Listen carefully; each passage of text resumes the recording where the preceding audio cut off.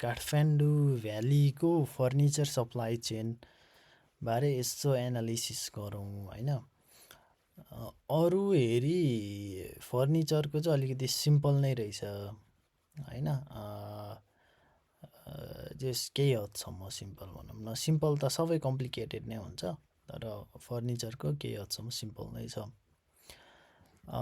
Mostly interesting कुरा के छ भने एउटा चाहिँ डोमेस्टिक टिम्बरको साइज चाहिँ एकदम कम रहेछ नेपालमा होइन, धेरै नै इम्पोर्टेड हुँदो रहेछ होइन। र इम्पोर्टेड अनि र अलमोस्ट हाफ र हाफभन्दा बढी चाहिँ फिनिस्ड गुड्सहरू नै इम्पोर्ट हुँदो रहेछ क्या।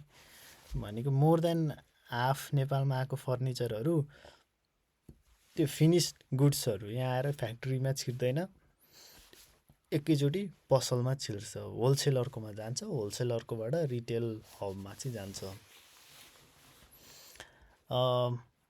त्यसपछि अर्को चाहिँ इन्ट्रेस्टिङ कुरा, नेपालमै फ्याक्ट्रीहरू, अर्गनाइज फ्याक्ट्रीहरू सानो रहेछ, इन्फर्मल कार्पेन्ट्री वर्कसपहरू होइन, चोकमा हुन्छ नि, त्यस्तोहरू चाहिँ एकदम बढी हुँदो रहेछ। र डोमेस्टिक टिम्बर होइन, नेपालमै बनेको टिम्बरहरू चाहिँ धेरै जसो लगभग अलमोस्ट सबै नै त्यही इन्फर्मल कार्पेन्ट्रीमा जाँदो रहेछ, केही हदसम्म चाहिँ अर्गनाइज्ड फ्याक्ट्रीमा जाँदो रहेछ, अलिकति अर्गनाइज्ड वेमा गर्नेहरू। र वेस्ट चाहिँ अब सबैतिरबाट धेरै नै छ, तर पर्सेन्टेजको हिसाबमा डोमेस्टिक टिम्बरको वेस्ट अलिक बढी पनि देखिन्छ होइन। प्रोपोर्सनल्ली लगभग डोमेस्टिक टिम्बर र डिरेक्टली इम्पोर्टेडको लगभग उस्तै छ होइन। यत्रो हुँदाखेरि चाहिँ प्रोपोर्सनल्ली डोमेस्टिक टिम्बरको यो चाहिँ हाई देखियो होइन। अनि त्यो सबै नै चाहिँ जाँदैन है, जस्तो टिम्बर लेभलमा आएको वेस्ट चाहिँ त्यसलाई अरू कुराहरूमा युज गर्न मिल्छ। सो लगभग 90% घाटा भयो नि, बाँकी 10% जति चाहिँ अलिक काम लाग्ने चिज नै आउँछ, जस्तो अब आगो बाले चाहिँ खरानी आउने भने जस्तो। अनि मार्जिन्स हेर्दाखेरि चाहिँ अब अलिकति यो हेभी कलर लागेकोहरू चाहिँ हाई मार्जिन भन्ने हो, जस्तो यिनीहरूकोमा राम्रो मार्जिन भयो, मार्जिन रेट 50% होइन। इ कमर्स अरू सोसियल मिडियाबाट बेच्दाखेरि 50% जति मार्जिन देखियो। तर एड बजेटहरू राम्रै हुन्छ, यिनीहरूमा 50%, यसमा चाहिँ 40% होइन। स्ट्रिट रिटेलर हब्समा चाहिँ अलिकति कम रहेछ, 40% जति।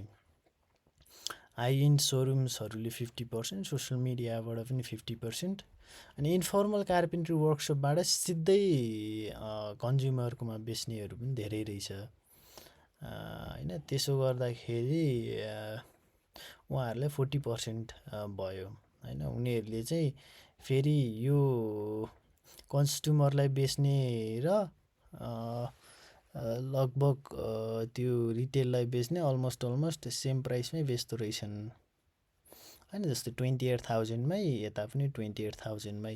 सो उनीहरूले यो स्ट्रिट रिटेलर्सहरूलाई उनीहरूले पनि एउटा गरेर किन्ने भएर होला सायद, त्यस्तो डिस्काउन्टेड प्राइस चाहिँ देखिएन। तर मानौँ अब एकैचोटि धेरै किन्दाखेरि त्यो डिस्काउन्टेड रेट चाहिँ सायद हुन सक्ला।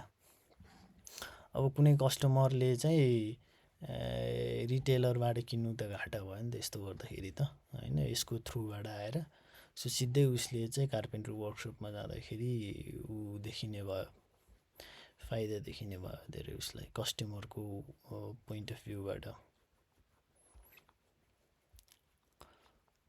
अनि हाई इन्ड सोरुमहरूको नि केही पोर्सन रहेछ होइन। अनि प्रिमियम प्रेजेन्टेसनको लागि चार्ज गर्ने उनीहरूले एक्स्ट्रा।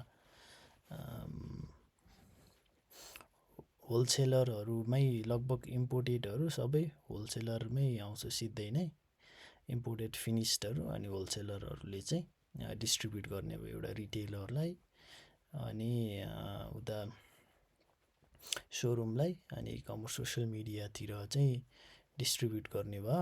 अनि होलसेलरले सिधै कस्टमरलाई चाहिँ बेच्दैन होइन, त्यो कनेक्सन कहीँ पनि देखिँदैन नि है।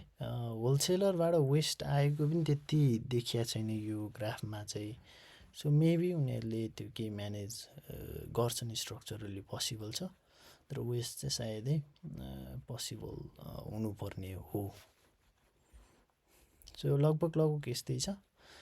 पुरा टेबल यहाँ छ, स्क्रिनसट लिएर हेर्दाखेरि भयो, यहाँ भयो, अनि यति, अनि यो तल पनि। सो यदि कसैले इकमर्सबाट चाहिँ बेच्न खोज्नुहुन्छ भने लगभग एउटा यता इन्फर्मल कार्पेन्ट्रीबाट लिँदाखेरि भयो, सोसियल मिडिया अथवा प्राइमरी होलसेलरबाट चाहिँ लिँदा भयो। अनि अर्गनाइज फ्याक्ट्रिजहरूबाट आएको पनि लिन चाहिँ मिल्यो, तर अर्गनाइज फ्याक्ट्रीले सिधै चाहिँ नदिने रहेछ, उता डोमेस्टिक डिस्ट्रिब्युसनमा पुगेर लिनुपर्ने रहेछ है त। अनि यता आउँदाखेरि त्यो चाहिँ लगभग mostly I expect most of my audience to be in here.